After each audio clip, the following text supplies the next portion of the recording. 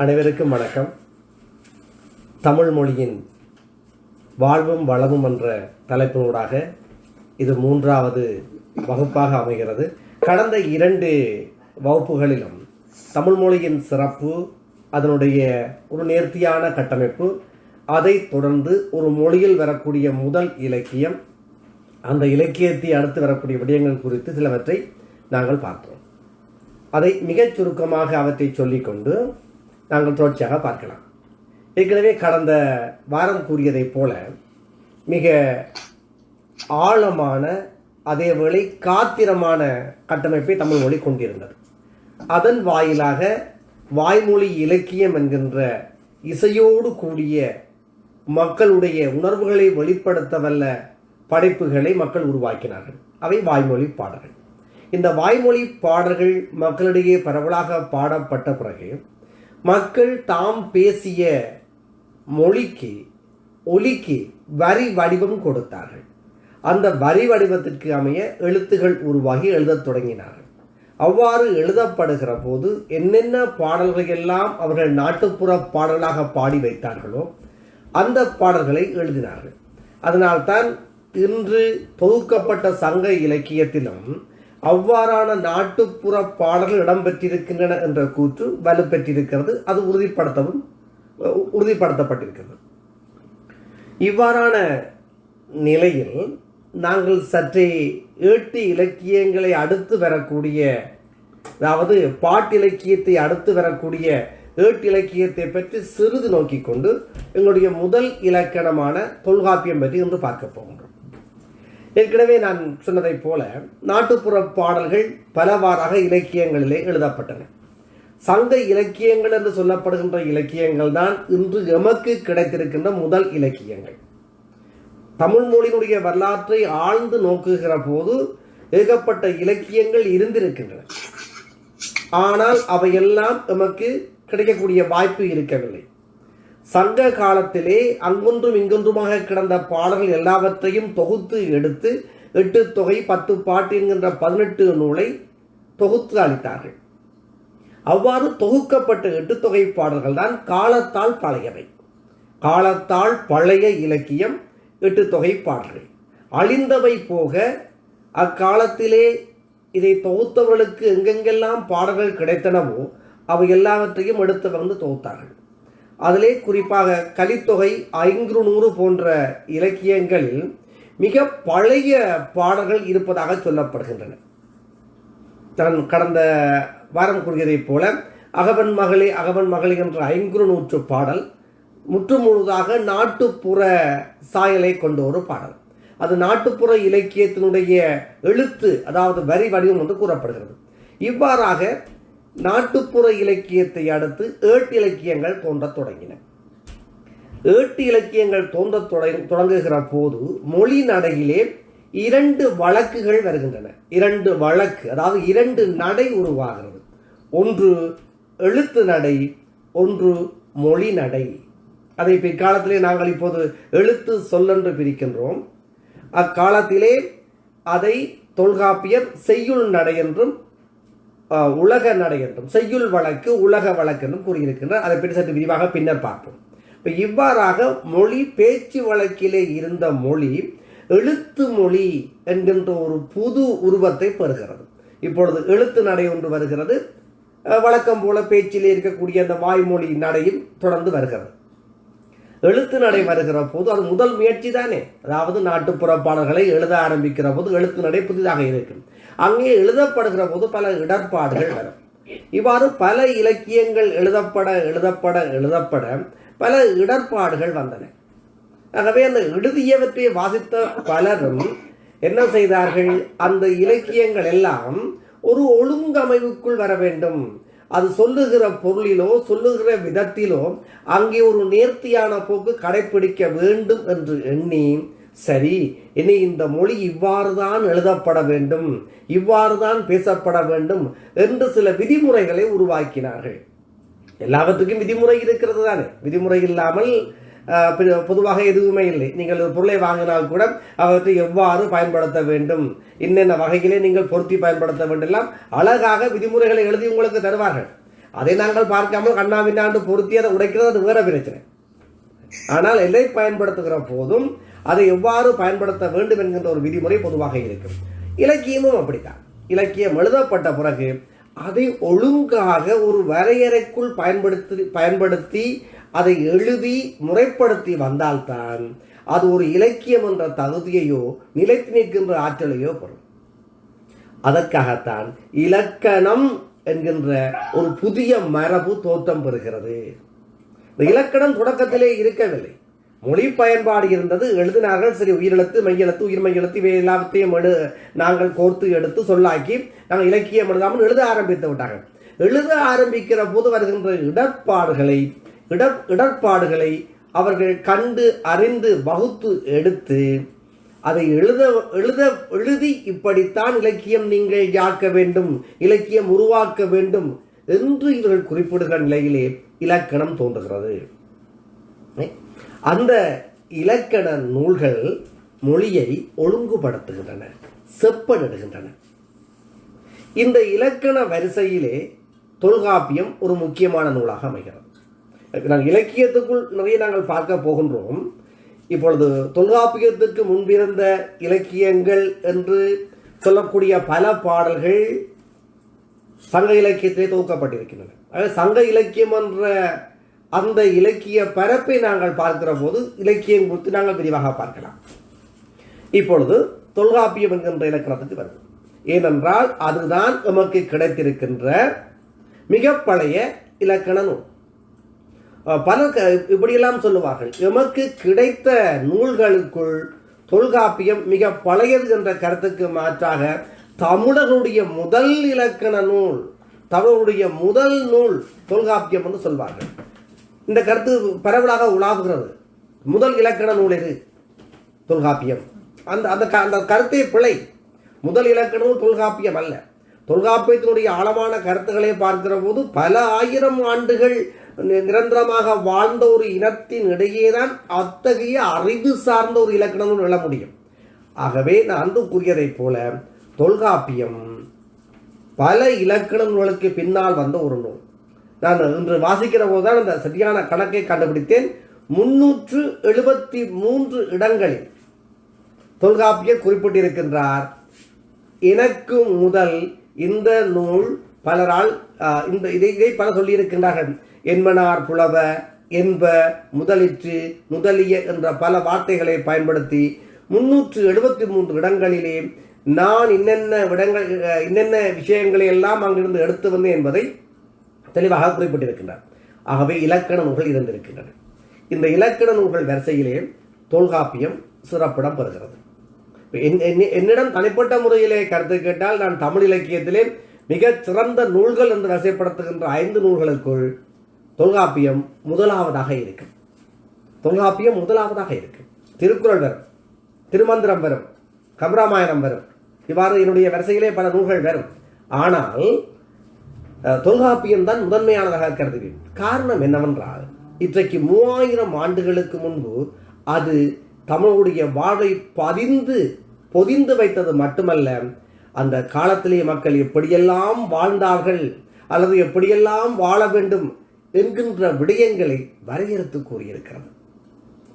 தொல்காப்பியம் என்கின்ற அந்த இலக்கணத்துக்குள் இறங்குவதற்கு முன்பாக சற்று வெளியே இருந்து நாங்கள் தொல்காப்பியத்தை பார்ப்போம். தொல்காப்பியம் கிறிஸ்துவுக்கு பின் 300 ஆண்டுகளுக்கு முன் எழுதப்பட்டது என்கின்ற பொதுவான கருத்து இப்போது இருக்கிறது. கிறிஸ்துவுக்கு முன் 300 ஆண்டுகள், அதற்கு பிறகும் போகலாம் என்று சொல்லுகிறார்கள். ஆனால் ஒரு சில அறிஞர்கள் இல்லை, தொல்காப்பியம் பின்னால் தோன்றியது என்று கூறுகிறார்கள். சரி, தொல்காப்பியம் தோன்றிய காலம் எதுவாக இருக்க முடியும்? இதற்கு சரியான ஒரு ஆதாரம் இல்லை, சரியான ஒரு வரையறையை நாங்கள் அறிவியல் ரீதியாக கூறிவிட முடியாது தொல்காப்பியம் தோன்றிய ஆண்டு எது என்று. ஆனால் தொல்காப்பியர் கூறிய கருத்துகள், தொல்காப்பியருக்கு பின்னால் தோன்றிய கருத்துகளின் அடிப்படையில் ஒரு அளவுக்கு தொல்காப்பியம் தோன்றிய காலத்தை வரையறுக்க முடியும். எனவே எம்மிடையே உள்ள மிக பழைய நூல் தொல்காப்பியம். முற்று முழுதாக தமிழுடைய பண்பாட்டையும் வாழ்வியலையும் மொழியினுடைய மரபுகளையும் சொல்கின்ற நூல். இது தோன்றியது எந்த காலத்தில் என்ற கேள்வி இருக்கிறது. இதிலே வையாபுரி பிள்ளை என்கின்ற ஒரு பேராசிரியர் இது தொல்காப்பியம் பின்னடியில் தான் வந்திருக்க வேண்டும், அதாவது கிறிஸ்துவுக்கு பின்னால் எழுதப்பட்டிருக்க வேண்டும் என்றெல்லாம் கருத்துக்களை முன்வைக்கின்றார். ஆனால் தொல்காப்பியம் சங்க இலக்கியத்துக்கு முற்பட்டது என்ற கருத்தை பல இடங்களிலே பல பேராசிரியர்கள் நிறுவியிருக்கிறார்கள். குறிப்பாக வெள்ளை வார்னார் என்கின்ற ஒரு பேராசிரியர் அற்புதமான கருத்துக்களை முன்வைத்திருக்கின்றார். எடுத்துக்காட்டுக்கு ஒன்றை சொல்லலாம். பொதுவாக சங்க காலத்துக்கு பின்னால் வந்த இலக்கிய இலக்கண நூல்கள் எழுதுகிற போது அதற்கு முன்னால் ஒரு ஒரு ஒரு ஒரு சிறப்பு பாயிரம் என்கின்ற வகையிலே ஒரு கடவுள் வாழ்த்து சிலப்பதிகாரத்திலே வருகிறது, மணிமேகலையிலே வருகிறது. திருவள்ளுவரும் கடவுள் வாழ்த்து என்ற முதல் 10 பாடலையும் கடவுளுக்கு காணிக்கையாக்குகிறார். ஆகவே தொல்காப்பியர் சங்க காலத்திற்கு பின்னால் வந்தவராக இருந்தால் தொல்காப்பியத்துக்கும் ஒரு கடவுள் வாழ்த்து அல்லது ஒரு சிறப்பு பாயிரம் என்ற வகையிலே இருந்திருக்க வேண்டும். சிறப்பு பாயிரம் இருக்கிறது, பணம் பாடல் சிறப்பு பாயிரம் இருக்கிறதுக்கு பின்னால் வருகிறேன். ஒரு கடவுள் வாழ்த்து இருந்திருக்க வேண்டும். தொல்காப்பியத்துக்கு கடவுள் வாழ்த்து இல்லை. ஆகவே தொல்காப்பியுடைய காலத்திலே கடவுள் வாழ்த்து எழுதுகிற பழக்கம் இல்லாதிருந்திருக்க வேண்டும். இது ஒன்று. தொல்காப்பியர் இலக்கண மரபுகளை சொல்லுகிற போது பல விதிகளை சொல்லுகிறார். எடுத்துக்காட்டாக ஜ என்கின்ற எழுத்து, நாங்கள் பயன்படுத்துகின்ற ஜ என்கின்ற எழுத்து ஆ என்கின்ற உயிரோடு சேர்ந்து வந்தால் மட்டும்தான் மொழிக்கு முதலில் வர முடியும் என்று கூறுகிறார். இது தொல்காப்பியுடைய விதி, இப்போதுள்ள விதி அல்ல. தொல்காப்பியர் எழுதிய விதி ஜ என்கின்ற எழுத்து ஆகாரம் ஏறிய நிலையில் மட்டும்தான் மொழிக்கு முதலாக வர முடியும். எடுத்துக்காட்டாக யானை பயன்படுத்தலாம். ஆனால் சங்க இலக்கியத்திலே ஜவனர் என்ற சொல் வருகிறது, அதாவது அகரம் ஏறிய ஜகரத்தை பயன்படுத்தி இருக்கிறார்கள், ஜ வருகிறது. ஆனால் அவ்வாறு ஒரு எழுத்து வரக்கூடாது என்று தொல்காப்பியம் சொல்கிறது. என்ற வகையிலே தொல்காப்பியம் சங்க இலக்கியத்துக்கு முற்பட்டது என்று கருதுகிறார்கள். இவ்வாறு நிறைய எடுத்துக்காட்டு இறை வழிபாடு சார்ந்து, மொழி நடை சார்ந்து, சொல் வழக்கு சார்ந்து பல எடுத்துக்காட்டுகளை எல்லாம் சொல்லி சங்க இலக்கியம் சொல்லப்படுகின்ற அந்த இலக்கிய தோற்றத்துக்கு தொல்காப்பியம் முற்பட்டது என்று கூறுகிறார்கள். இவ்வாறு பல காரணங்களை எல்லாம் அவர்கள் அடுக்கி கூறுகிற வேளையிலே ஒரு உண்மை புலனாகிறது. சங்க இலக்கியத்துக்கு முற்பட்டது என்று சொன்னால் கிறிஸ்துவுக்கு முன் 300 ஆண்டுகளுக்கு முற்பட்ட தோற்றத்தை தொல்காப்பியம் கொண்டிருக்க வேண்டும் என்பது. இது தொல்காப்பியனுடைய நாங்கள் காலத்தை குறிக்க முடியுமா பார்க்கலாம். சரி, அடுத்த ஒரு வாதத்துக்கு வருவோம். இந்த காப்பியம் என்ற சொல் இன்றும் கூட வடமொழி சொல் என்கின்ற ஒரு கருத்து உலாவுகிறது. காவ்யா, காவியம், காவியம் இது என்ன வடமொழி சொல். அந்த ஹவ்யம் என்றிலிருந்து தான் காவியம் வருகிறது. அந்த காவியத்திலே இருந்து காப்பியம் வருகிறது. ஆகவே சமஸ்கிருத பெயராகிய காப்பியத்தை தான் வள்ளுவர் கொண்டிருந்திருக்கிறார் என்கின்ற கருத்துகளும் முன்வைக்கப்பட்டன. இதையும் மற்றொரு பேராசிரியர் தன்னுடைய ஆய்வு கருத்துக்களால் மறுக்கிறார். காப்பியன் என்கின்ற சொல் ஏறக்குறைய 3 புலவர்களுக்கு சங்க காலத்தில் இருந்திருக்கிறது. ஒருவருக்கு காப்பியன் என்று பெயர், இன்னொருவருக்கு காப்பியாற்று காப்பியனார் என்று பெயர். ஆகவே காப்பியம் என்ற சொல் சங்க காலத்திலே பயன்பாட்டிலே இருந்திருக்கிறது. அதே போன்று காப்பிக்குடி ஒரு ஊருக்கு பெயர். காப்பிக்குடி என்பது ஒரு ஊருக்கு பெயர். அந்த ஊர் இப்போதும் இருக்கிறார் தமிழ்நாட்டிலே. இந்த காப்பிக்குடி என்கின்ற இடம் இப்போது மட்டக்களப்பு மாவட்டத்தில் இருப்பதாக தெரிகிறது, இலங்கையிலே. அதுபோன்று இந்த காப்பிக்குடி அல்லது காப்பு என்கின்ற சொற்கள் எல்லாம் தமிழிலே பயன்பாட்டிலே இருக்கின்றன. அவை அவ்வாறான ஒரு ஊரிலே பிறந்தவர், அதாவது காப்பிக்குடியிலே பிறந்தவர் காப்பியன் என்று அழைக்கப்படுகின்ற மரபு தமிழிலே இருந்திருக்கிறது. ஊரின் பெயரால் அழைக்கப்படுகின்ற நிறைய பேர் இருக்கார்கள். மருதங்குடி நாகனார் மருதங்குடியிலே பிறந்தவர். அவ்வாறு ஊர் சார்ந்து அழைக்கப்படுகின்ற பல புலவருடைய பெயரை நாங்கள் இலக்கியங்களிலே பார்க்கின்றோம். ஆகவே இந்த காப்பியம் என்கின்ற சொல் ஒரு தமிழ் சார்ந்த சொல் என்று நிறுவப்படுகிறது. ஆகவே காப்பியன் என்கின்ற இந்த புலவன் எழுதியது காப்பியமாகிறது. அதுவும் தமிழ் இலக்கணத்திலே இலக்கியத்திலே மரபு. அதாவது ஒருவர் எழுதிய பெயருக்கு அவருடைய பெயரோடு அம் விகுதி சேர்க்க வேண்டும். அந்த அவருடைய பெயரோடு ஈட்டிலே அம் விகுதி சேர்த்துவமானால் அது இலக்கியத்தினுடைய பெயராகிவிடும். காப்பியன் என்றால் அது காப்பியம், அவ்வளவுதான். காக்கை பாடினி என்கின்ற ஒருவர் எழுதிய நூலுக்கு என்ன பெயர்? காக்கை பாடினியம். பணம் பாரனார் எழுதிய நூலுக்கு என்ன பெயர்? பணம் பாரம். இவ்வாறு புலவர்களுடைய பெயருக்கு நாங்கள் விகுதி சேர்த்தால் அந்த இலக்கியம் வந்துவிடும். அகத்தியர் எழுதியது அகத்தியம், சேர்த்தால் இலக்கியம் வந்துவிடும். அதே போல் காப்பியன் எழுதியது காப்பியம். அது மிக பழைய நூல் என்பதனால் தொல்காப்பியம் என்று அடைமொழியோடு வருகிறது. ஆகவே தொல்காப்பியம் என்பது காப்பியன் என்கின்ற ஒரு தமிழ் புலவன் உருவாக்கிய இலக்கண நூலாக நாங்கள் கொள்ளலாம். ஆகவே பெயர் வழியிலும் அது தோன்றிய காலம் வழியிலும் பழமையானதாகவும் தமிழ் சார்ந்தும் இருக்கிறது. அதே வேளையிலே இந்த தொல்காப்பியம் என்கின்ற இந்த பழம்பெரும் இலக்கண நூல் வடமொழி சார்ந்தது என்கின்ற கருத்துக்களும் சொல்லப்படுகின்றன. வடமொழி என்பது ஏறக்குறைய கிறிஸ்துவுக்கு முன் 7ஆம் நூற்றாண்டில் தான் ஓரளவு இந்தியாவிலே, அதாவது தென் பக்கங்களிலே, அதாவது இந்தியாவுடைய தென் பகுதிக்கு வடமொழி வருகிறது 7ஆம் நூற்றாண்டிலே. அவ்வாறு வந்த வடமொழி ஏறக்குறைய 4 நூற்றாண்டுகளுக்குள் எந்த வழியிலே தொல்காப்பியத்தை ஆளுமை செலுத்தி இருக்க முடியும்? தொல்காப்பியர் தன்னுடைய இலக்கணத்திலே மிக குறுகிய இடங்களிலே தான் அவர் வடமொழி சொற்களை பயன்படுத்துகிறார். ஆனால் அதே வேளையில் வடமொழி சார்ந்த அவருடைய பண்பாடு மரபுகள் சார்ந்த பல பாடல்கள் தொல்காப்பியத்திலே இருக்கின்றன. அந்த கருத்துக்களை அடிப்படையாக கொண்டு என்ன சொல்லுகிறார்கள் என்றால், தொல்காப்பியர் வடமொழி கருத்துக்களை எல்லாம் உள்வாங்கி எழுதியிருக்கிறார் என்ற கருத்தும் இருக்கிறது. ஆனால் ஒன்றை நாங்கள் பார்க்க வேண்டும். இந்த ஏடுகள் யாவும், தொல்காப்பியர் எழுதிய ஏடுகள் யாவும் 25 ஆண்டுக்கு ஒரு முறை மீண்டும் மீண்டும் திரும்ப எழுதப்பட்டு தான் எங்களுக்கு வந்திருக்கின்றது. அவ்வாறான பொழுதுகளிலே ஒரு இடைச்செருகள் இடம்பெற வாய்ப்பு இருக்கிறது. இல்லையென்றால் தொல்காப்பியர் எழுதிய பல கருத்துகளுக்கு முரண்பாடான வகையிலே இடையிலே வடமொழி சார்ந்த சில கருத்துக்கள் இடம்பெற்றிருக்க வாய்ப்பில்லை என்று கூறுகிறார்கள். அது நாங்கள் வாய்ப்பிருந்தால் இன்னும் ஒரு பொழுதிலே பார்க்கலாம். ஆகவே தொல்காப்பியம் என்பது முற்றும் முழுதாக தமிழர்களுக்கே உரித்தான தமிழர்களுடைய வாழ்வியல் சார்ந்த தளத்தை உருவாக்கப்பட்டது என்று நாங்கள் பார்க்கலாம்.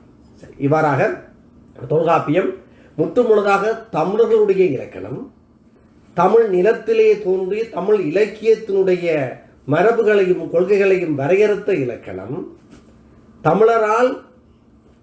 தமிழரால் எழுதப்பட்ட முற்காலத்தில் எழுதப்பட்ட இலக்கணம் என்ற விடயங்கள் எல்லாம் நாங்கள் சுருக்கமாக பார்த்திருக்கின்றோம். ஆகவே தொல்காப்பியம் எமக்கு கிடைத்த முதல் இலக்கண நூல்.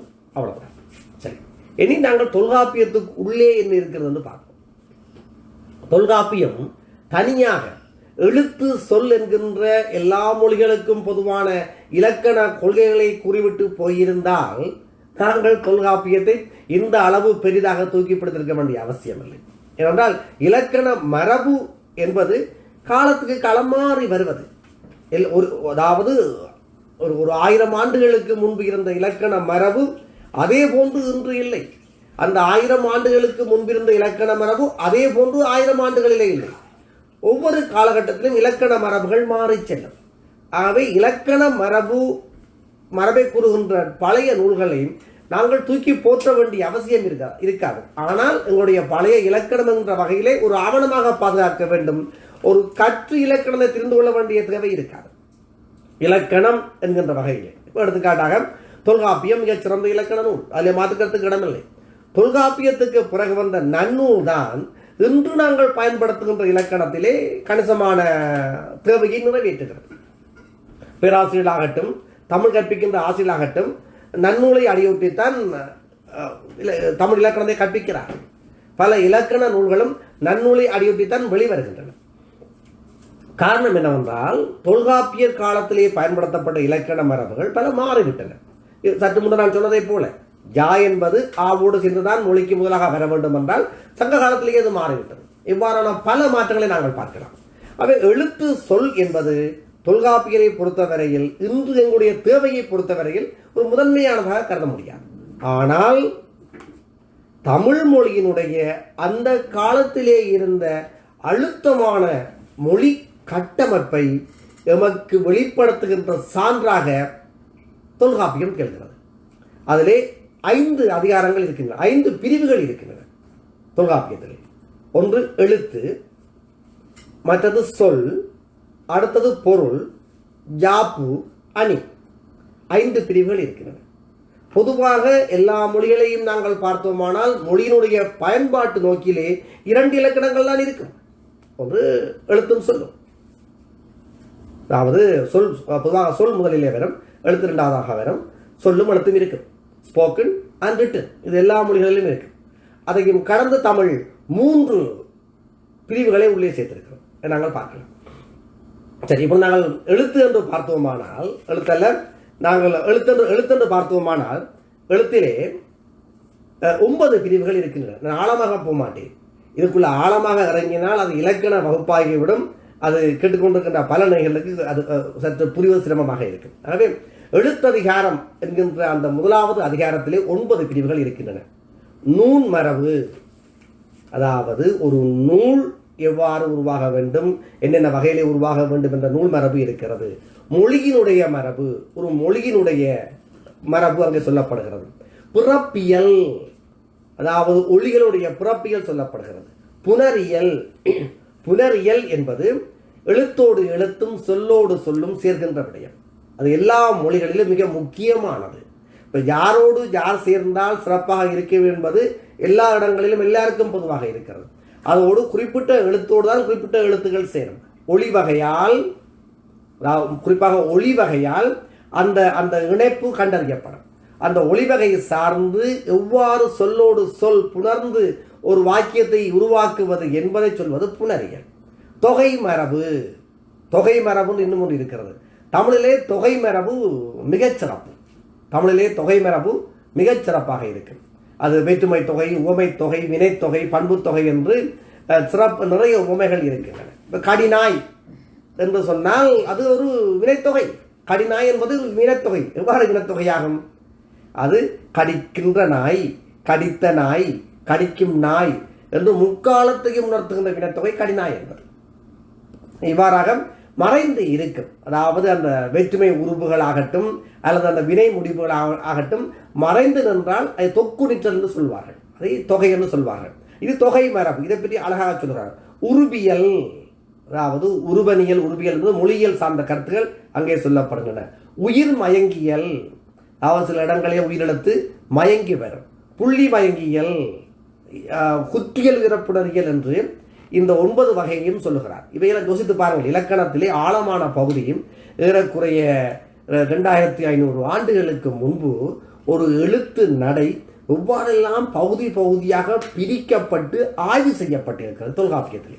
இதனால் விரிவாக பார்க்கின்ற காரணமாக இது இல்லை. அதே போன்று இனி சொல்லதிகாரம்.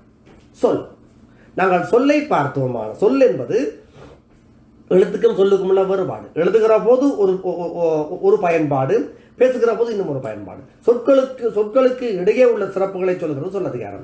கிளவியாக்கம், கிளவி அதாவது கொம்பளவிலான கிளவி என்றால் சொல். கிளவி, இரட்டை கிளவி, 2 சொல். கிளவியாக்கம், சொற்களை ஆக்குதல். இங்கே வேற்றுமையியல் மிக தெளிவாக வருகிறது. வேற்றுமை மயங்கியல், விழிமரபு, பெயரியல், வினையியல், இடையியல், உரியியல், எச்சவியல் என்று இந்த சொல்லதிகாரம் இன்னொரு பக்கத்திலே மொழியினுடைய சொற்களை பற்றி சிறப்பாக சொல்லுகிறது. இங்கேதான் பெயர் சொல், வினைச்சொல், இடைச்சொல், உரிச்சொல், எச்சவினை என்கின்ற பல விடயங்கள் ஆழமாக பேசப்படுகின்றன. இது சொல்லதிகாரம்.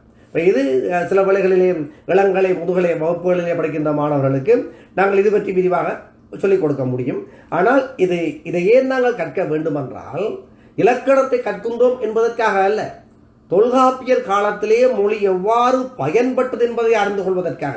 ஏனென்றால் தொல்காப்பியர் பயன்படுத்திய பல இலக்கண மரபுகள் இன்றைய சூழலிலே மாற்றம் அடைந்திருக்கின்றன. இன்றைய பயன்பாட்டிலே அவை ஒரு பழைய இலக்கியங்களாக போயிருக்கின்றன. இதில் நிறைய மாற்றங்களை செய்தவர் நன்னூலார். நன்னூல் எழுதிய இலக்கணம் என்று நாங்கள் பயன்படுத்துகின்றோம். தொல்காப்பியர் சொன்ன மரபுகளிலே இருந்து பல மரபுகளை விலக்கி புது மரபுகளை, இலக்கண மரபுகளை உள்ளே சேர்த்தவர் நன்னூலார். நன்னூலை எழுதியவர் அவர். அவர் அழகாக சொல்லுகிறார். அவர் அதாவது இந்த மாற்றங்களை செய்கிற போது ஒரு ஒரு சாட்டு சொல்ல வேணுமே. புதியன புகுதலும் பழையன கழிதலும் கால வகையினால் வலுவல. புதிய விஷயங்கள் உள்ளுக்கு வரும். இருக்கிற பழைய விஷயங்கள் காலத்துக்கு பொருந்தாதையை விலகி செல்லும். இது கால ஓட்டத்தினால் இந்த புதியன வருதலும் பழையன கழிதலும் பிழையான விஷயம் இல்லை என்று நன்னூல் சொல்கிறது என்று சொல்லிவிட்டு அவரினுடைய விஷயங்களை புதிதாக உள்ளே கொண்டு வருகின்றார். சரி, இது எழுத்ததிகாரம் சொல்லதிகாரம் சார்ந்த விஷயங்கள். நாங்கள் இதை ஆழமாக பார்க்க வேண்டாம், அடுத்ததுக்கு போவோம். தொல்காப்பியத்திலே மிக உயர்வாக நாங்கள் பார்க்க வேண்டிய போற்ற வேண்டிய விடயம் எதுவெனில் பொருளதிகாரம். பொருளதிகாரத்திலே தொல்காப்பியர் அப்படி என்ன சொல்லி இருக்கின்றார் என்றால், தமிழர் என்று சொல்ல தேவையில்லை, இந்த உலகிலே மானுட இனம் எவ்வாறெல்லாம் அகத்திலும் புறத்திலும் தன்னை உயர்த்தி உணர்ந்து வாழ வேண்டும் என்கின்ற அத்தனை விடயங்களும் ஆழமாக சொல்லப்பட்ட இடம் பொருளதிகாரம். அதாவது ஒரு மனிதன் மொழியை பேசுகிற போது நீ எவ்வாறு எழுத வேண்டும், சொற்களை எவ்வாறு பயன்படுத்த வேண்டும் என்கின்ற பொது இலக்கணங்களுக்கு அப்பால் ஒரு மானுட வாழ்வு எவ்வாறு அமைய வேண்டும் என்று இலக்கணம் எழுதப்பட்டதுதான் இந்த பொருள் இலக்கணம். இந்த பொருள் இலக்கணம், தொல்காப்பியர் எழுதிய இந்த பொருள் இலக்கணம் மனித வாழ்வுக்கான இலக்கணம் தான் பின்னால் தோன்றிய எல்லா இலக்கியங்களுக்கும் அடிப்படையாக அமைந்தது என்பதிலே மாற்று கருத்துக்கு இடமில்லை. இது பல மணி நேரங்கள் விரிவாக பேசுகிற விடயம். இன்றும் கூட பல தமிழ் அறிஞர்களும் உலகளாவிய மொழி அறிஞர்களும் தொல்காப்பியர் எழுதிய இந்த பொருளதிகாரம் குறித்து வியந்து போயிருக்கிறார்கள். இது அதாவது நாங்கள் எழுத்து சொல் என்பதை மறந்து விடுவோம். மானுட வாழ்க்கையிலே நாங்கள் ஆழமாக பார்க்கிற போது இரண்டு வகையான வாழ்க்கையை பார்க்கிறோம். ஒன்று அகம் சார்ந்த வாழ்வு, இன்னும் ஒன்று புறம் சார்ந்த வாழ்வு. அகம் சார்ந்த வாழ்வு என்பது எமது அகத்துக்குள்ளே எம்மிடையே தோன்றுகின்ற, எமக்குள் தோன்றுகின்ற உணர்வுகளை அடிப்படையாக கொண்டது. இன்னும் ஒன்று அந்த அகம் சார்ந்த வாழ்வு என்பதற்கு பின்னால் எமது அன்றாட வாழ்விலே, பொது வாழ்விலே நாங்கள் சந்திக்கின்ற விடயங்கள். இதை மிக அழகாக தொல்காப்பியம் பிரிக்கிறது. மனம் சார்ந்த உணர்வுகள் பொதுவாக ஆண் பெண் என்கின்ற உறவோடுதான் ஆழமாக நோக்கப்படும். அது காதல் சார்ந்த அல்லது குடும்பம் சார்ந்த அக உணர்வுகள் ஒரு புறம். வெளியே இறை வழிபாடு, அரசு, ஆட்சி, கொடை, போர் என்கின்ற புறச்செயல்கள் புறம். ஆகவே மானுட வாழ்வு அகத்தன்மையும் கொண்டது, புறத்தன்மையும் கொண்டது என இரண்டாக பிரிக்கிறார். இது ஒரு மிக முக்கியமான பிரிவு. பிறகு இந்த அகத்திணை என்கின்ற வாழ்க்கையை பொதுவாக ஆண் பெண் இருவருடைய உணர்வு சார்ந்த வாழ்வு என்று சொல்லுகின்ற தொல்காப்பியர் அதையும் மிக அழகாக இரண்டாக பிரிக்கிறார். நான் இப்பொழுது பகுப்போலை மட்டும் சொல்லுகிறேன், ஆழமாக இறங்கி நாங்கள் இன்னும் ஒரு பொழுதிலே பார்க்கலாம். ஆகவே அகம் சார்ந்த வாழ்வு, மனிதனுடைய மனம் சார்ந்த வாழ்வு, ஆணுக்கும் பெண்ணுக்குமான உறவு தான் இங்கே பெரிதும் பேசப்படுகிறது. இந்த உறவு நிலையிலே அந்த வாழ்வை மேலும் இரண்டாக வகுக்கிறார். ஒன்று களவு, இன்னும் ஒன்று கற்பு. அதாவது அகம் சார்ந்த மானுட வாழ்க்கையிலே களவு வாழ்க்கையும் இருக்கிறது, கற்பு வாழ்க்கையும் இருக்கிறது. இந்த களவு வாழ்க்கை என்றால் என்ன? நீங்கள் பலரும் படித்திருப்பீர்கள், அறிந்திருப்பீர்கள். களவும் கற்று மற ஔவையார் சொல்லிவிட்டு போனது. களவு என்றால் எங்களுடைய அன்றாட நாங்கள் பயன்பாட்டு பொருளுக்கு அமைய ஒரு பொருளை திருடுவது அல்ல, களவெடுக்கிறது அல்ல. களவு மற்றவருக்கு தெரியாமல் ஒரு பொருளை எடுத்தால் அது களவு. ஏறக்குறைய இதே பொருள்தான், ஆனால் பொருளை களவெடுப்பது அல்ல. தொல்காப்பியர் குறிப்பிட்டது மனதை களவெடுப்பது. மனதை களவெடுக்கிற விஷயத்தை தான் இங்கே குறிப்பிடுகிறார். அதாவது ஆணும் பெண்ணும் ஊருக்கும் உறவுக்கும் தெரியாமல் மறைந்து செய்கின்ற காதல் வாழ்வை களவு வாழ்வு என்று குறிப்பிடுகின்றார். இதைத்தான் ஔவையார் சொல்லுகிறார், களவையும் கற்றுமற. இப்ப காதல் ஒழுக்கம் பொதுவாகவே தமிழுடைய வாழ்விலே ஆழமாக பதிந்திருக்கிறது. இப்பொழுது நிறைய திரைப்படங்களை பார்க்கிறீர்கள். திரைப்படங்களிலே ஒரு காதல் சார்ந்த ஒரு கதை, அதாவது கதையோடு ஒட்டாமல் செருகப்படாவிட்டால் கூட படத்தை பலரும் பார்க்க மாட்டார்கள். அங்கே ஒரு ஆணுக்கும் பெண்ணுக்குமான காதல் உறவு கனவழியாவது வர வேண்டும், வந்தால்தான் படம் ஓடும் என்கிற நிலைமை. இவ்வாறு ஒரு இலக்கியத்தை படைக்கிற போதோ திரைப்படத்தை எடுக்கிற போதோ அங்கே காதல் வாழ்வு முதன்மை பெறுகிறது. இது எங்களுடைய மரபிலே இருந்து வருகிறது. நிறைய ஆங்கில படங்களை பாருங்கள், அங்கெல்லாம் காதல் இருக்காது. நிறைய படங்களிலே காதல் பேசப்பட மாட்டார். ஆனால் எங்களுடைய தென்னிந்திய தமிழ் மரபிலே கண்டிப்பாக காதல் இருக்க வேண்டும். அந்த காதலை ஏற்க வேண்டும், பார்க்க வேண்டும், ரசிக்க வேண்டும் என்கின்ற உணர்வு ரசிகர்களுக்கு ஊட்டப்பட்டிருக்கிறது. அது திரைப்படம் ஊட்டியது அல்ல. உங்களுடைய சங்க காலத்தில் இருந்து தொல்காப்பியத்தில் இருந்தே காதல் உணர்வை ஏற்று பாராட்டி போற்றுகின்ற மரபு தொடர்ந்து வந்திருக்கிறது. இதை நாங்கள் மிக அழகாக பார்க்கிறோம். தொல்காப்பியத்தினுடைய அகத்தினை நாங்கள் பார்க்கின்றோம். இப்போ இதிலே களவு கற்பு என பிரிக்கப்படுகிறது. அதாவது ஊருக்கும் உறவுக்கும் தெரியாமல் ஆணும் பெண்ணும் ஒழுகுகின்ற வாழ்வு களவு வாழ்வு. அந்த களவு வாழ்விலே ஒருவரை ஒருவர் புரிந்து கொண்டு பின்னர் இருவரும் வெளிப்பட்டு பெற்றோருடன் பேசி திருமணம் முடித்து வாழ்கின்ற வாழ்வு கற்பு வாழ்வு. ஆகவே களவு வாழ்விலே ஒரு ஆணும் பெண்ணும் எவ்வாறெல்லாம் ஒழுக்கங்களை பேண வேண்டும் என்று சொல்லப்படுகிறது. அதே போல கற்பு வாழ்விலே எவ்வாறெல்லாம் ஒரு ஆண் தன்னுடைய, அதாவது திருமணமான பிறகு ஆணும் பெண்ணும் எவ்வாறு தங்களுடைய ஒழுக்கங்களை பேண வேண்டும் என்று சொல்லப்படுகிறது. இது களவு கற்பு என்கின்ற இரண்டு வகையான வாழ்வு. அதுக்கு பிறகு புற வாழ்க்கை வருகிறது. இவ்வாறாக இந்த பொருளதிகாரம் மிக சிறப்பாக தொடர்ந்து செல்கிறது. இதற்கு இடையே மிக முக்கியமான ஒன்றை சொல்ல வேண்டும். இந்த அகம் புறம் என்கின்ற வாழ்க்கையினுடைய தளம் எது, களம் எது என்று பார்த்தோமானால் அவர்கள் வாழ்கின்ற சூழல் பெரிதாக பேசப்படுகிறது. வாழ்கின்ற சூழல் என்றால் அவர்கள் வாழ்கின்ற களம் நிலம். தமிழர்கள் வாழ்கின்ற நிலம் எப்படி இருக்கு? இந்த நிலத்துக்கு அமைய மனிதனுடைய வாழ்க்கை பிரிக்கப்படுகிறது. மனிதனுடைய வாழ்க்கை வகுக்கப்படுகிறது. வகுக்கப்பட்டு அதற்கு ஏற்ப, அதாவது ஒவ்வொரு நிலத்துக்கும் ஏற்ப அங்கே அந்த மாந்தனுடைய இயல்புகளை அடிப்படையாக கொண்டு இலக்கியம் படைக்கப்படுகிறது.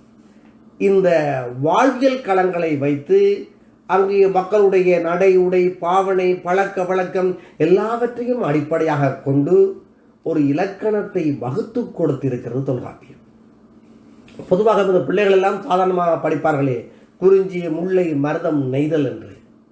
இதெல்லாம் தொல்காப்பியர் வகுத்து கொடுத்த மரபு, தொல்காப்பியர் வகுத்து கொடுத்த நெறி. அங்குதான் இந்த பாகுபாடு தெளிவாக எழுதப்படுகிறது. இது தொல்காப்பியத்துக்கு முன்னரே இருந்திருக்கிறது. அதனால்தான் தொல்காப்பியர் பல இடங்களிலே எனக்கு முன்பு இதை பலர் சொல்லியிருக்கிறார் என்று குறிப்பிடுகிறார். தொல்காப்பியர் கண்டுபிடித்து எழுதவில்லை. என்னவென்றால் ஒரு மானுட இனத்தினுடைய எழுச்சி வீழ்ச்சி எல்லாவற்றுக்கும் அடிப்படையாக அமைவது அந்த மக்கள் வாழ்கின்ற சூழல், பௌதீக அமைப்பு, நில அமைப்பு, தட்பவெப்ப இயல்பு. இவைதான் அந்த மக்களுடைய பலத்தையும் பலவீனங்களையும் தீர்மானிக்கின்றன. குறிப்பிட்ட நிலத்திலே மிக நீண்ட காலமாக வாழ்கின்ற மக்கள் அந்த நிலத்தினுடைய அத்தனை சவால்களையும் வெற்றி கொண்டு அதிலே கைதேர்ந்த மக்களாக இருப்பார்கள். இவ்வாறான மக்கள் சமுதாயத்தை தொல்காப்பியர் மிக நேர்த்தியாக வகுக்கின்றார். அந்த நில அமைப்பிலான வகுப்பை தான் நாங்கள் இன்று ஆழமாக பார்க்க போகின்றோம். பொதுவாக மக்கள் கூடி வாழ்கின்ற இடம் எது? எந்த இடத்திலே மக்கள் கூடி வாழ்வார்கள்? அதாவது வேடுவராக திரிந்த காலம் மாறி மக்கள் ஒரு இடத்திலே கூடி நின்று பயிர் செய்து நிலையான ஒரு நிலத்திலே வாழ ஆரம்பிக்கிற இடம் எத்தகையதாக இருக்கும்? அங்கே நீர் இருக்க வேண்டும். ஒரு நீர்க்கரை அருகேதான் ஒரு குடியிருப்பு அமையும். அது கனடாவாகட்டும், அமெரிக்காவாகட்டும், உலகில் எந்த நாடாகட்டும், ஒரு நீர்க்கரையில் தான் மக்கள் குடியிருப்பு அமையும். அங்குதான் விவசாயம் செய்ய முடியும், நிரந்தரமாக வாழ முடியும். அதே போன்றுதான் இந்த நில அமைவு எங்களுக்கு அமைகிறது. மக்களுடைய வாழ்வு அமைந்த தமிழ்நாட்டு தளம் எப்படி இருந்தது? மலையோடு இருந்தது, மலையினுடைய அடிவாரமாக இருந்தது, சமநிலமாக இருந்தது, கடற்கரையாக இருந்தது. இந்த நாளும் இருந்தது. தமிழுடைய வாழ்நிலத்துக்கு இந்த 4 வகையான இயல்பும் இருந்தது. பல நாடுகளுக்கு இதிலே 1-2 குறைந்து இருக்கலாம். இந்தியாவிலே நடுவிலே உள்ள பல மாநிலங்களில் பல பெரிய மாநிலங்களில் மலைகள் கிடையாது. அங்கே மலை வாழ்வு இல்லை, கடல் கிடையாது, கடல் வாழ்வு கிடையாது. அதனால் தமிழ் மக்களிடையே இந்த 4 வகையான வாழ்க்கையும் இருந்தன. இதை தொல்காப்பியம் வகுத்து கூறுகிறது. சரி, மழை பெய்கிறது. எங்கே பெய்கிறது? மழையிலே பெய்கிறது. மழையிலே பெய்த மழை அங்கே சிற்றருவிகள் ஆகி பிறகு பேராறாக மாறி மலையை விட்டு கீழிறங்கி ஓடி வருகிறது. மலை அடிவாரத்தின் உண்டாக வேகமாக ஓடி வருகின்ற நீர் பிறகு சமதரையிலே மெல்ல நடந்து சென்று பிறகு கடலிலே கலக்கிறது. இந்த நீரோட்டத்தை அடிப்படையாக கொள்வோம். ஏனென்றால் மக்களுடைய வாழ்க்கைக்கு ஆதாரம் நீர்தானே. நீரின்றி அமையாது உலகம், அவ்வளவுதான். நீரில்லை என்றால் உலகம் கிடையாது. ஆகவே மலையிலே தோன்றுகின்ற சிற்றருவிகள், சிறு சிறு குளங்கள், இவை எல்லாவற்றையும் தங்களுடைய வாழ்வு ஆதாரமாக கொண்டு மலையிலே ஒரு சமூகம் வாழ்கிறது. மலையிலே வாழ்கின்ற சமூகத்தினுடைய வாழ்க்கை மாறுபட்டது. நிலத்திலே வாழ்கின்றவர்களை விட அது மாறுபட்டது, சற்றே வேறுபட்டது. அங்கே வாழ்கின்ற மக்கள் திணை, சாமை போன்றவற்றை உண்பார்கள். அங்கே திணைப்புலங்களிலே காவல் காத்து அவற்றை விளைவிப்பார்கள். அங்கே யானை, சிங்கம், புலி போன்ற மிருகங்கள் எல்லாம் இருக்கும் என்றெல்லாம் சொல்லுவார்கள். அந்த மலையிலே வரக்கூடிய ஒரு ஒரு ஒரு அபூர்வமான பூவுக்கு பெயர் குறிஞ்சி. 12 ஆண்டுகளுக்கு ஒரு முறை குறிஞ்சி பூக்கும். இப்பொழுது தமிழ்நாட்டிலே உள்ள 2 மலைப்பகுதிகள், கொடைக்கானல், ஊட்டி என்கின்ற 2 இடங்களிலும் இந்த 12 ஆண்டுகளுக்கு ஒரு முறை குறிஞ்சி பூப்பதை காணலாம். அந்த குறிஞ்சி என்கின்ற அந்த பூவின் பெயரால் அந்த நிலத்தை அழைத்தார்கள் குறிஞ்சி நிலம், மலையும் மலை சார்ந்த நிலம். அழைத்து அந்த மக்களுடைய வாழ்வை ஆதாரமாக கொண்டு, அடிப்படையாக கொண்டு அங்கே அவர்கள் கொண்டு அந்த அந்த நிலத்தை அடிப்படையாக கொண்டு அங்கே அவர்கள் இலக்கியம் செய்தார்கள்.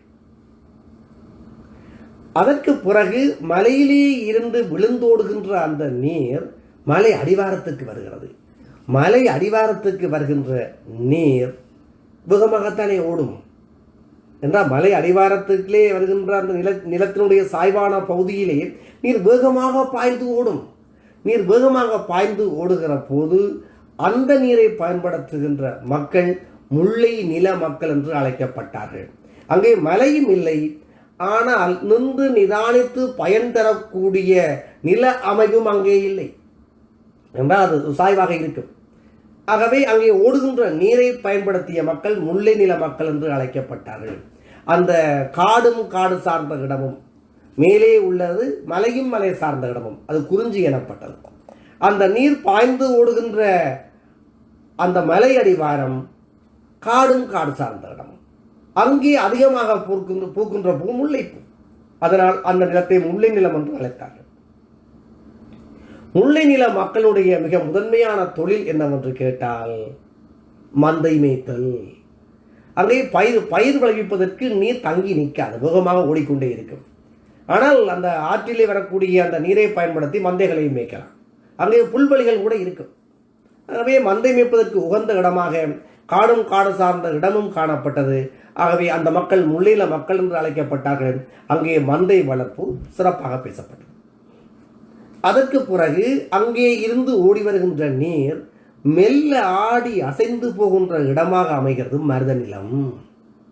மருத நிலத்திலே அந்த மக்கள் அந்த நீரை பயன்படுத்துகிற அளவுக்கு அங்கே அந்த நீர் நின்று நிதானித்து செல்கிறது. அங்கே குளங்கள் கட்டப்பட்டு நீர் தேக்கி வைக்கப்பட்டது. நீர் தேக்கி வைக்கப்பட்டு அங்கே பல விவசாயங்கள் எல்லாம் செய்து மக்கள் வசதியாக வாழ்ந்தார்கள். அந்த இடத்திலே வருகின்ற சிறப்பான ஒரு மரத்துக்கு பெயர் மருத மரம். அதனால் அது மருத நிலம் என்று அழைக்கப்பட்டது. எந்த இடத்திலே நீர் மிக மெதுவாக பாய்ந்து செல்கிறதோ, மிக மெதுவாக ஓடி செல்கிறதோ அந்த இடத்தை மக்கள் மருதநிலம் என்று அழைத்தார்கள். பிறகு அந்த நீர் ஓடிச்சென்று கடலிலே விழுகிறது. கடலிலே அந்த நிலம் விழுகின்ற இடத்துக்கு பெயர் நெய்தல் நிலம். கடற்கரையிலே அந்த நெய்தல் பூ மிகச்சிறப்பாக பூக்கும். இவ்வாறாக 4 நிலங்களை வகுத்தார்கள் ஒரு ஆற்றின் அடிப்படையிலே. குறிஞ்சி, முல்லை, மருதம், நெய்தல். அந்த 4 நிலங்களிலே வாழ்கின்ற மக்களும் தங்களுடைய வாழ்க்கை முறையால், தங்களுடைய பழக்க வழக்கங்களால், தொழிலால் வேறுபட்டிருந்தார்கள். இந்த வகுப்பு முறையை தொல்காப்பியம் மிகச் சிறப்பாக எங்களுக்கு தருகிறது. குறிஞ்சியிலே வழங்கப்படுகின்ற கடவுளுடைய பெயர் முருகன். அங்கே முருக கடவுள் வழிபட்டான். முருகன் எனப்படுபவன் தன்னுடைய வரலாற்றிலே மிக பழமையான ஒரு கடவுள், அண்மையிலே கண்டுபிடிக்கப்பட்ட கடவுள் அல்ல. இப்போ புதிய புதிய சாமியார்லாம் உருவாகி வருகிறார்கள். இந்த காலத்திலே நிறைய சாமியார்களை நாங்கள் காண முடியும். ஆனால் முருகன் சங்க காலத்திற்கு முன்பாக இருந்தே போற்றப்படுகின்ற ஒரு கடவுள். அதனால்தான் சங்க இலக்கியத்திலே 10 பாட்டிலே உண்டான திருமுருக ஆற்றுப்படை முருகனை பற்றி சிறப்பாக சொல்லுவார். ஆகவே குறிஞ்சி நில கடவுளாக குறிஞ்சி குமரன் என்று போற்றப்படுகின்ற வகையிலே முருகன் குறிஞ்சி நில கடவுளாக கருதப்படுகிறான். குறிஞ்சி நில மக்களுக்கு இடையே உள்ள ஒழுக்கம் இருக்கிறது. அந்த ஒழுக்கத்தை புணர்தல் என்று அழைத்தார்கள். அதாவது அன்றாட வாழ்வுக்கு ஏற்ற வகையிலே ஆணும் பெண்ணும் கூடி மகிழ்கின்ற ஒழுக்கத்திற்கு பெயர் புணர்தல். காரணம் என்னவென்றால், இரவு பொழுதிலே அவர்கள் திணைப்பயிர் காக்க வேண்டும். திணை விதைத்திருப்பார்கள். அந்த திணைப்பயிரை அழித்து தின்பதற்கு யானை, பன்றி போன்ற விலங்குகள் கூட்டம் கூட்டமாக வரும். இது எல்லாவற்றையும் துரத்துவதற்காக இரவிலே காவல் காக்க வேண்டும். ஆண்கள் பெண்கள் என கூட்டம் கூட்டமாக இரவிலே பரணமைத்து காவல் இருப்பார்கள். அவ்வாறு காவல் இருக்கின்ற வேளையில்தான் ஆணும் பெண்ணும் சந்திப்பதற்கான வாய்ப்பு ஏற்படும். அவ்வாறு வாய்ப்பு ஏற்படுகின்ற போது அவருடைய உறவு அங்கே மலர்கிறது. அதற்கு தொல்காப்பியம் புணர்தல் என்று பெயர் வைத்து மலைப்பகுதியிலே ஆணும் பெண்ணும் பழகுகின்ற பழக்கத்தை புணர்தல் என்று அழைத்தது. பிறகு மலை அடிவாரமாகிய காடும் காடு சார்ந்த முள்ளினத்துக்கு வருவோம். அங்கே ஆணுக்கும் பெண்ணுக்குமான உறவு என்பது சற்றே சோகமானது. என்னவென்றால், இந்த எமது பழந்தமிழுடைய செல்வங்களிலே அதி உயர்ந்த செல்வம் மாடு. யாரிடம் மாடு அதிகமாக இருக்கிறதோ அவன்தான் அந்த ஊரிலே பணக்காரன். எவ்வளவு காசு இருக்கிறது, எவ்வளவு பெரிய வீடு என்றெல்லாம் கணக்கு கிடையாது.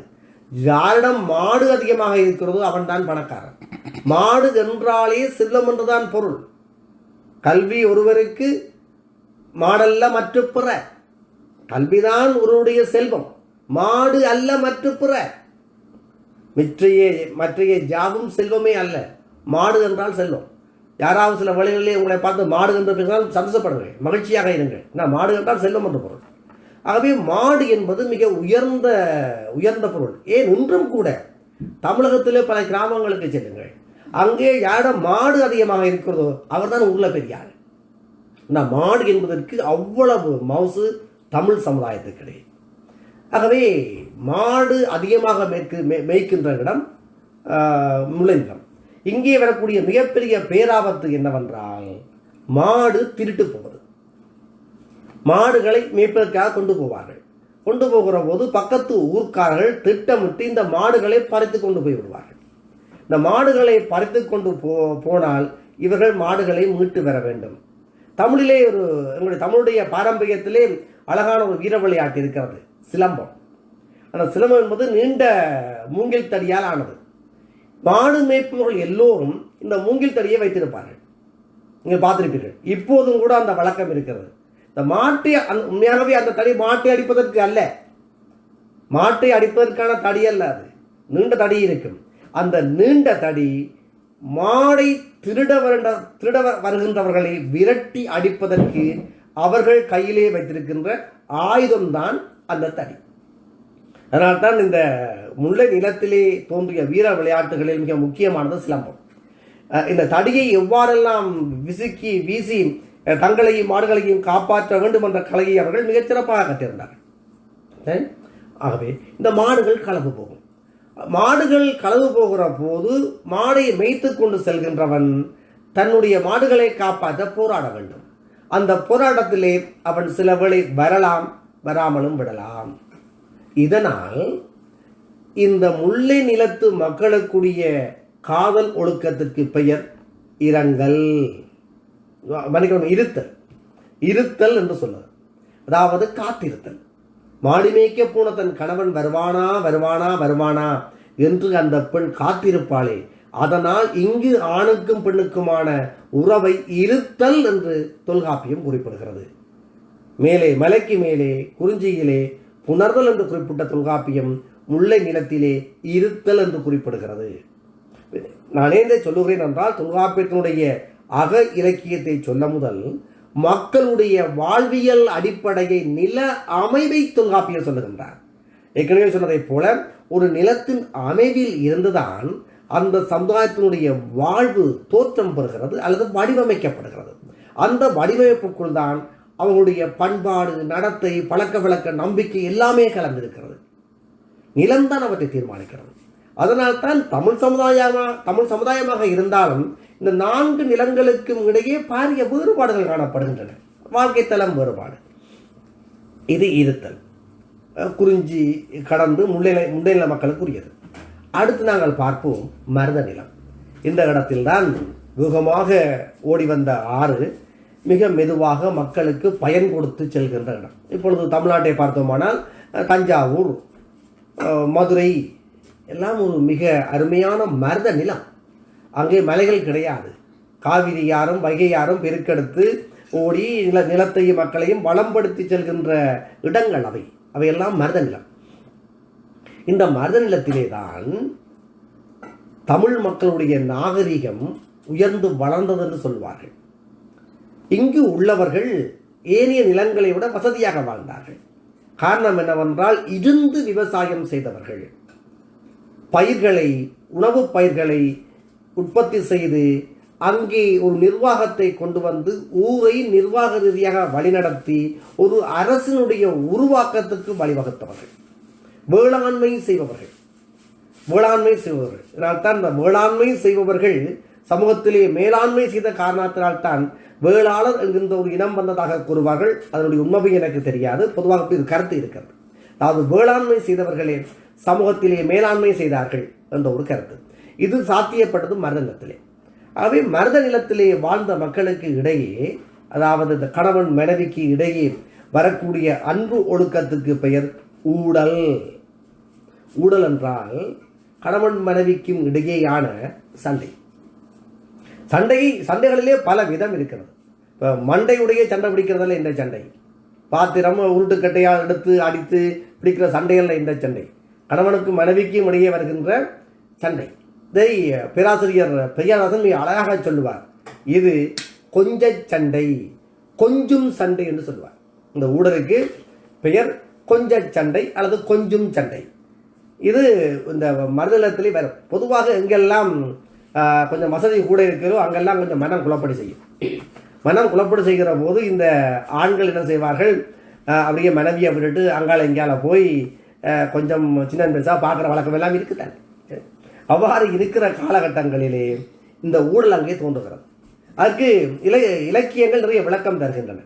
அதாவது கணவன் மனைவி, சில வேளையிலே மனைவி கற்பமுற்றிருக்கின்ற காலங்களிலே பரத்தேர் என்கின்ற ஒழுக்கத்தின் பால் இந்த ஆண்கள் செல்வது உண்டு என்று சொல்லப்படுகிறது. சங்க இலக்கியத்திலே அதற்கான அனுமதியும் இருந்தது. அதை ஒரு குற்றமாக கூட சமுதாயம் பார்க்கவில்லை. திருவள்ளுவர் தான் முதலாக பரத்தேர் ஒழுக்கத்தை கண்டிக்கிறார். அதாவது மனைவியை விட்டு இன்னும் ஒரு பெண்ணிடம் செல்லுபவர்களை கண்டிக்கின்ற ஒழுக்கம் திருக்குறளில் தான் தமிழிலே ஆரம்பமாகிறது. சங்க காலத்திலே அது குற்றம் என்ற வகையிலே எங்கும் கூறப்படவில்லை. இவ்வாறு ஆண்கள் சில வேளைகளிலே பிற பெண்களிடம் போய்விட்டு வருவார்கள். அவ்வாறு வருகிற போது வீட்டிலே சண்டை நடக்கும் என்பது ஊடல் என்று சொல்லப்படுகிறது. அப்படி இல்லாவிட்டாலும் கூட வேறு பல காரணங்களால் சண்டைகள் வரலாம். பொதுவாக வசதி பொருள் என்று வந்துவிட்டால் அந்த இடங்களில் கொஞ்சம் சண்டையும் வரத்தானே செய்யும். மருதநிலத்து மக்கள் வசதியால் உயர்ந்தவர்கள். அங்கே ஊடல் வரக்கூடிய வாய்ப்பு இருந்ததனால் அங்கே வரக்கூடிய ஒழுக்கம் ஊடல் ஒழுக்கம் என்று சொல்லப்பட்டது. சரி, அதற்கு பிறகு நாங்கள் கடலுக்கு வருவோம். இவ்வாறாக ஆறு மலையிலேயே தோன்றி முல்லையிலே பாய்ந்தோடி மருதத்திலே மெல்ல நடை நடந்து கடலுக்கு சென்று கலக்கிறது. கடலுக்கு சென்று கலக்கின்ற இடத்திலே வாழ்கின்ற மக்கள் நெய்தல் நில மக்கள் என்று அழைக்கப்பட்டார்கள். அங்கே ஒரு பூ பூத்திருக்கும். அந்த பூவுக்கு பெயர் நெய்தல் பூ. இந்த நெய்தல் பூ சார்ந்து அங்கே வாழ்கின்ற மக்களுடைய பண்பாடு, பழக்க வழக்கம் எல்லாமே மாறுபட்டிருக்கு. அங்கே உள்ளவருடைய தொழில் 2 பிரதான தொழில்: மீன்பிடித்தல், உப்பு விளைவித்தல். மீன்பிடித்தல், உப்பு விளைவித்தல், இது 2ம் தான் நெய்தல் மக்களின் தொழிலாக இருக்கும். மீன்பிடிக்க செல்வது என்பது கூட இன்று போனவர் நாளை வருவாரா என்று தெரியாது. அந்த அளவுக்கு ஆபத்து நிறைந்த ஒரு தொழிலாக மீன்பிடி தொழில் இருக்கு. அப்போ அந்த மீன்பிடி தொழிலுக்கு சென்ற கணவன் அல்லது காதலன் திருப்பி வருவானா என்று பெண்கள் ஏங்கி இருப்பார்கள். இறங்கி அழுவார்கள். கடலை பார்த்து பார்த்து காத்திருப்பார்கள். அதனால் தொல்காப்பியர் இந்த ஒழுக்கத்துக்கு இடங்கள் என்று பெயர் வைத்தார். இறங்கி இருத்தல், மீன்பிடிக்க சென்ற கணவன் வருவானா என்று காத்திருத்தல். அந்த காலத்தில் எல்லாம் வானிலை அறிகாட்டி இருக்காது. வானிலை குறிகாட்டி இல்லை என்றாலும் கூட உள்ள முதியவர்கள் சொல்லுவார்கள், காற்றை பார்த்துவிட்டு கடலில் இருந்து வரக்கூடிய காற்றை முகந்து பார்த்துவிட்டு சொல்வார்கள், இல்லை இன்று கடலுக்கு போக வேண்டாம், இன்று இரவு சூறாவளி வரப்போகிறது, இந்த மழை வரப்போகிறது என்று வீசுகின்ற காற்றை மணந்து பார்த்தே சொல்லக்கூடிய ஆட்கள் எல்லாம் அந்த காலத்தில் இருந்திருக்கிறது. அதையும் கடந்து கடலுக்கு மீன்பிடிக்க சென்றவர்கள் வருவார்களா வரமாட்டார்களா என்ற அச்சம் காரணமாக, பயம் காரணமாக பெண்கள் இங்கே இறங்கி இறங்கி காத்திருப்பார்கள். அதனால் நெய்தல் நிலத்திலே வாழ்ந்த மக்களுக்கான காதல் ஒழுக்கத்தை நெய்தல் என்று அழைத்தார்கள். மன்னிக்க வேண்டும், இரங்கல் என்று அழைத்தார்கள். இவ்வாறாக நாங்கள் 4 நிலங்களை பார்த்தோம். இந்த 4 நிலங்களிலும் பாருங்கள், கணவன் மனைவி, அதாவது ஆண் பெண் இருவருக்கும் இடையேயான உறவு நிலையிலே வேறுபாடு இருக்கிறது. மலை சார்ந்த இடத்திலே புணர்தல், காடு சார்ந்த இடத்திலே இருத்தல், வயல் சார்ந்த இடத்திலே ஊடல், கடல் சார்ந்த இடத்திலே இரங்கல். 4 வகை உணர்வும் அவருடைய வாழ்வின் தளத்திற்கு ஏற்ப வேறுபட்டிருந்தது. இதை அக்குவேறு ஆணிவேறாக மிக நேர்த்தியாக தொல்காப்பியம் சொல்கிறது. இதுதான் அந்த மனிதனுடைய வாழ்க்கைக்கு இலக்கணம் வகுத்தது. வாழ்க்கை நிலம் இது, இனித்தான் வரப்போகுது. இதெல்லாம் சும்மா ட்ரெய்லர் தான், மெயின் பிக்சர்லாம் இனித்தான். அதாவது அடிப்படையில் நிலத்தினுடைய சிறப்பையே இவ்வளவு அழகாக சொல்லுகிறார். அந்த அளவுக்கு மிக மிக நுட்பமான விஷயங்கள் எல்லாம் அங்கே பேசப்படுகின்றன. இந்த இடத்துல இன்னும் ஒரு கேள்வியை நீங்கள் கேட்பீர்கள். நாங்கள் 5 வகையான நிலங்களை படித்திருக்கின்றோம், நீங்கள் 4 தானே சொன்னீர்கள், மிச்சம் ஒரு நிலம் ஒன்று இருக்கிறதே பாலை, அதை எங்கே காணோம் என்று கேட்பீர்கள். குறிஞ்சி பார்த்தோம், முல்லை பார்த்தோம், மருதம் பார்த்தோம், நெய்தல் பார்த்தோம், பாலை என்கின்ற நிலத்தை தொல்காப்பியர் சொல்லவில்லை, சொல்ல தேவையில்லை. நான் சொன்ன ஒழுங்கின்படி நீர் மேலே இருந்து கீழே வருகிற போது 4 வகை நிலம்தானே இருக்கும். குறிஞ்சி இருக்கும், முல்லை இருக்கும், மருதம் இருக்கும், நெய்தல் இருக்கும். இங்கே 5வது நிலத்திற்கு இடமில்லை. ஆகவே அடிப்படையிலே நிலங்கள் 4 என்பதிலே மாற்று கருத்துக்கு இடமில்லை. அப்படியானால் பாலை நிலம் எங்கே இருந்து வரும்? தொல்காப்பியர் அகத்திணையிலே இந்த நிலம் பற்றிய விளக்கம் சொல்லுகிற போது பாலை என்று எங்கும் குறிப்பிடவில்லை. அது வேணும் என்று சொல்லாமல் விட இல்லை, அவசியம் இல்லை என்றுதான் விட்டுவிட்டார். ஆனால் பிறகு சிலப்பதிகாரம் சொல்கிறது பாலை நிலம் பற்றிய விளக்கத்தை மிக தெளிவாக. அதாவது 4 வகை நிலங்களுடைய இயல்பையும் பார்ப்போம். குறிஞ்சி நிலம் மழை பெய்யும், அங்கே நீர் சிற்றருவியாக ஓடும், பயன்படுத்தி மக்கள் வாழ்வார்கள். ஒரு 2 ஆண்டு மழை இல்லை என்றால் குறிஞ்சி நிலம் வறண்டுவிடும். அது மலையிலே இருந்தாலும் சற்று குளிராக இருந்தாலும் அந்த நிலம் வறண்டுவிடும். ஆகவே அங்கு வறுமை தோன்றிவிடும்.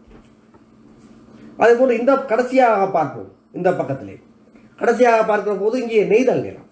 நெய்தல் நிலத்திலே ஆறு வந்து கலக்கிறது. சில வேளை மழை இல்லாமல் 2 ஆண்டு வற்றி ஆறு வந்து கலக்காமல் போகலாம். சில வேளைகளிலே மிக குறைந்த நீர் வரலாம். இருந்தாலும் நெய்தல் மக்கள் வறுமை உருவார்களா? வறுமை உற மாட்டார்கள். ஏனென்றால் கடல் வட்டாது, எப்போதுமே மீன்பிடித்துக் கொண்டிருக்கலாம், எப்போதுமே உப்பு விளைவிக்கலாம். அவர்கள் தொழிலுக்கு பஞ்சம் இருக்காது. அது அந்த மக்களுடைய வாழ்க்கை முறை பெரிதாக மாறப்போவதில்லை. இங்கே மறுபுறத்திலே பார்ப்போம் முல்லை நிலத்து மக்களை பார்த்தோமானால் அங்கே அவர்களுடைய வாழ்க்கை ஆதாரமும் நீர்தான். நீர் இல்லை என்றால் அங்கும் வாழ்க்கை சிறப்பாக அமையாது. குறிஞ்சியிலே, அதாவது மலையிலே மழை பெய்யவில்லை என்றால் முல்லைக்கும் தண்ணி வராது. முல்லையிலும் தண்ணி இல்லை என்றால் கால்நடைகள் எல்லாம் நீரின்றி வற்றி வாடி வதங்கி இறந்து விடும். அங்கும் வாழ்க்கை பொய்த்து விடும். அடுத்த நிலத்தை பார்ப்போம், மருத நிலம். இவர்கள் தங்களுடைய தேவைக்கும் அப்பால் விவசாயம் செய்பவர்கள். தங்களுடைய உணவுக்கு மட்டும் 1 ஏக்கரிலே நெல் விளைவித்து சாப்பிடுகின்றவர்கள் அல்ல, 50-100 ஏக்கர் நெல்லை விளைவித்து வீட்டிலே வைத்து அவ்வப்போது விற்று சாப்பிடுகின்றவர்கள். அங்கே அவர்களிடத்தில் சேமிப்பு நிறைய இருக்கும். சில வேளைகளிலே அவர்களுடைய குளத்திலே நீர் சேமிக்கப்பட்டிருக்கும். அதனால் மிக எளிதிலே மருதநில மக்களுக்கும் பஞ்சம் பெறாது. ஆகவே மழை இல்லை என்றால் 2 ஆண்டுகள் மழை பொய்த்து விட்டால் 2 நிலங்கள் தப்பி பிழைக்கும் வாய்ப்பு இருக்கிறது. 2 நிலங்கள் தப்பி பிழைக்க வாய்ப்பில்லை. மருதமும் நெய்தலும் தப்பி பிழைக்கும். அதிலே காரணம் இருக்கிறது. குறிஞ்சியும் முல்லையும் தப்பி பிழைக்காது. இதனால் தான் குறிஞ்சியும் முல்லையும் முறைமையில் தெரிந்து பாலை என்பதோர் படிமம் கொள்ளும் என்று சிலப்பதிகாரம் சொல்கிறது. குறிஞ்சி நிலமும் முல்லை நிலமும் வறட்சி உற்றால் அந்த 2 நிலத்தினுடைய சிறப்பும் அழிந்து அங்கே ஒரு புதிய நிலம் உருவாகும். அந்த நிலத்துக்கு பாலை என்று பெயர் என சிலப்பதிகாரம் சொல்கிறது. அதாவது குறிஞ்சி நிலத்தினுடைய பண்பு இவ்வாறு தான் இருக்கும். அது மாறுகிறது. முல்லை நிலத்தின் பண்பு இவ்வாறு தான் இருக்கும் என்று தொல்காப்பியம் சொன்ன பண்பு மாறுகிறது. 2 பண்பு நிலைகளும் மாறுகிற போது அங்கே வறுமை வருகிற போது புதிதாக ஒரு பண்பு தோன்றுகிறது. அந்த பண்புக்கு பெயர்தான் பாலை. பாலை நிலம் என்பது பொதுவாக இருப்பதில்லை. மழை பொய்த்து வறட்சி அடைந்தால் மட்டுமே உருவாக நிலம்தான் பாலை நிலம். அந்த நிலம் மணலும் மணல் சார்ந்ததும் என்று பெயர். அங்கே எல்லாம் செடிகள் எல்லாம் வற்றி வாடி வறண்டும் மணல் கொதிக்கும் மணலாக இருக்கும், சுடும் மணலாக இருக்கும் பாலை நிலம். மணலும் மணல் சார்ந்த இடமும். சரி, அங்கே என்ன ஒழுக்கம்? அங்கே கணவன் மனைவி அல்லது காதலன் காதலியுடைய உறவுக்கு இடையே தொல்காப்பியர் என்ன பெயரை வைத்திருக்கின்றார்? தொல்காப்பியர் குறிப்பிடவில்லை, பின்னால் வருகிறது. அதற்கு பேர் பிரிதல். பிரிதல் ஒழுக்கம் பின்னால் வருகிறது. தொல்காப்பியர் அதை விரிவாக குறிப்பிடவில்லை என்றாலும் கூட பின்னால் அது வருகிறது. பிரிதல், அதாவது பிரிந்து போதல். பாலினத்தினுடைய தொழில் என்னவென்றால், ஆச்சரியப்படுவீர்கள், களவெடுத்தல், கொள்ளையடித்தல். திருடுதல், கொள்ளையடித்தல் தான் பாலை நிலத்தின் தொழில். குறிஞ்சிலத்தின் தொழில் வேட்டையாடுதல் ஒரு சொல்லில். முல்லைநிலத்தின் தொழில் மந்தை மேய்த்தல். மருதநிலத்தின் தொழில் விவசாயம் செய்தல். நெய்தநிலத்தின் தொழில் மீன்பிடித்தல். பாலினத்தின் தொழில் கொள்ளையடித்தல், களவெடுத்தல். தமிழிலே ஒரு திரைப்படம் வந்திருக்கு, பார்த்திருப்பீர்கள், அரவான். அரவான் என்ற ஒரு திரைப்படம் பார்த்திருப்பீர்கள். அந்த அரவான் திரைப்படத்திலே வரக்கூடிய ஒரு சமூகத்தினுடைய வாழ்வு ஏறக்குறைய அப்பட்டமான பாலை நில மக்களின் வாழ்வு. கொள்ளையடித்து சாப்பிடுதல். கொள்ளையடித்து கொண்டு வந்தால் தனியாக ஒருவருக்கு அல்ல, தங்களுடைய ஊருக்குத்தான் கொள்ளையடித்து கொண்டு வருவார்கள். அங்கே அவர் கொள்ளையடிப்பதற்கு கூட ஒரு அறம் வைத்திருந்தார்கள். அங்கே ஒரு அறம் இருக்கும். இப்படித்தான் கொள்ளையடிக்க வேண்டும், இன்னாடித்தான் கொள்ளையடிக்க வேண்டும். பறி கொடுத்தவர்கள் வந்து பொருளை திருப்பி கேட்டால் இவர்கள் கொடுக்க வேண்டும். ஆனால் அந்த பொருளை வாங்க வந்திருப்பவர்கள் அந்த மக்களுக்கு உணவுக்காக வேறு பொருட்களை கொடுத்துவிட்டு கொள்ளையிடப்பட்ட பொருட்களை வாங்கி செல்லலாம். இப்படியெல்லாம் பல மரபுகளை வைத்து கொள்ளையடித்தார்கள். இது பாலை நில மக்களுடைய வாழ்க்கை முறையிலே இருந்து வருகின்ற விடயம்தான். இவ்வாறாக 5 நிலங்கள் அமைகின்றன. இவற்றின் அடிப்படையில் தான் தொல்காப்பியத்தினுடைய புரட்சியான சிறப்புகள் வருகின்றன.